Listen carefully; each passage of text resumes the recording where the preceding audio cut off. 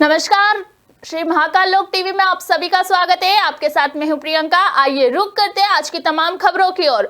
आतिशी द्वारा प्रधानमंत्री को लिखे गए पत्र पर बीजेपी अध्यक्ष वीरेंद्र सचदेवा ने कहा, हरियाणा के जल मंत्री ने आतिशी को जवाब दिया है। हरियाणा दिल्ली को अतिरिक्त पानी दे रहा है।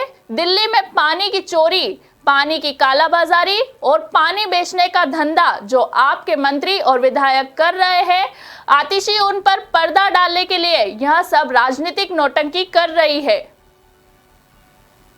हरियाणा के मंत्री, जल मंत्री ने भी आतिशी को जवाब दिया है और हमने भी वो दस्तावेज, हरियाणा सरकार के ऑफिशियल दस्तावेज दिखाए हैं कि हरियाणा दिल्ली को सरप्लस पानी दे रहा है। दिल्ली में पानी की चोरी, पानी की जो कालाबाजारी और जो बेचने का धंधा आम आदमी पार्टी के मंत्री और विधायक कर रहे हैं।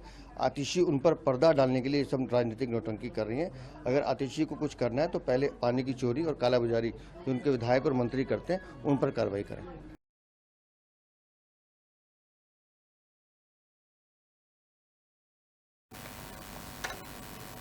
बढ़ते अगली खबर की ओर। हाईकोर्ट द्वारा बिहार में आरक्षण की सीमा को लेकर फैसले पर राजद नेता तेजस्वी यादव ने कहा, हम इससे आहत हुए हैं। पता नहीं इस मुद्दे पर जेडीयू के लोग और मुख्यमंत्री चुप्पी क्यों साधे हुए हैं। आगे उन्होंने कहा कि अगर बिहार सरकार सुप्रीम कोर्ट नहीं जाएगी तो राजद सुप्रीम कोर्ट जाएगी और वंचित शोषित समाज को उनका हक दिलाएगी।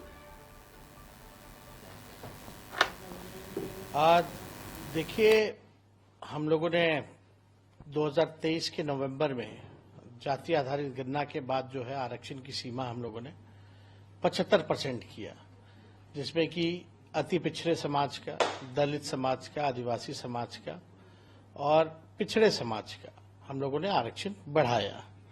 और उस समय भी हम लोगों ने मांग की थी कि भाई इस आरक्षण को, कैबिनेट जो महागठबंधन का था उस समय, हम लोगों ने अनुरोध किया था भारत सरकार से कि इसको शेड्यूल 9 में डाला जाए, क्योंकि कहीं ना कहीं से इस पे खतरा है।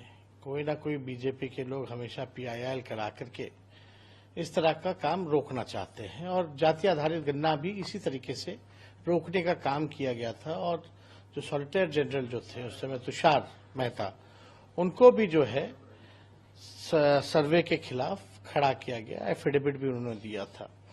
तो हम लोग को इस बात का संदेह था कि ये बीजेपी के लोग जो हैं आरक्षण विरोधी लोग हैं, जिसको हम लोग चुनाव के समय भी कहते थे कि भाजपा के लोग नहीं चाहते हैं कि आरक्षण जो है वो बढ़े।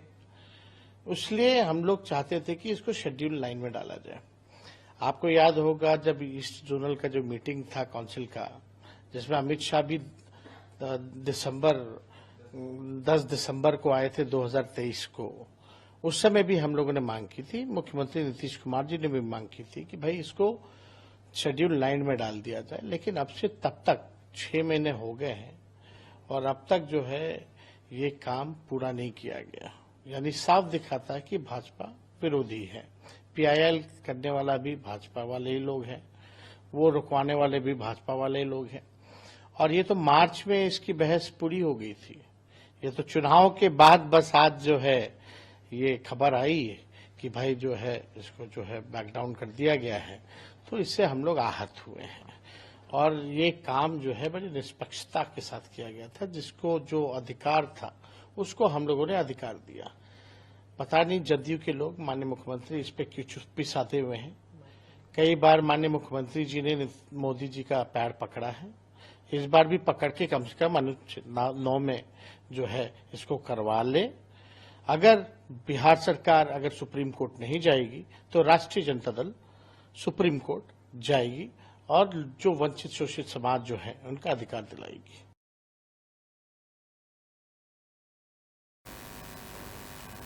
चलिए रुक करते हैं अगली खबर की ओर। कांग्रेस सांसद शशि थरूर ने नीट और UGC नेट पर पेपर लीक मुद्दे पर कहा, यह चौंका देने वाला मामला है। पेपर लीक करने वालों के खिलाफ कड़ी कार्रवाई होनी चाहिए। हम सिद्धांतों की लड़ाई लड़ रहे हैं। आगे उन्होंने कहा कि मुझे खुशी है कि राहुल गांधी और कांग्रेस देश के युवाओं के साथ मजबूती से खड़े हैं और हम उन्हें निराश नहीं होने देंगे।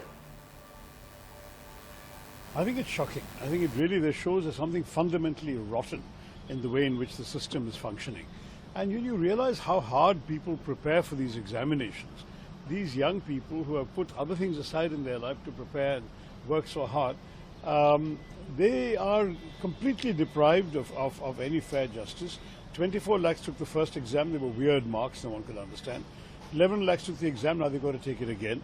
This is a terrible situation, and the government has to get its act together, because now that they have taken on the responsibility of creating a national testing agency and providing these kinds of national examinations and requiring these examinations, then they've got to be conducted in a more objective manner.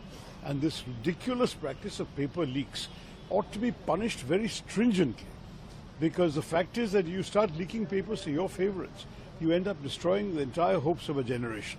This has to stop. So Congress party has called a nationwide protest tomorrow, sir, Exactly. For this series of scams. What you would like to say, sir?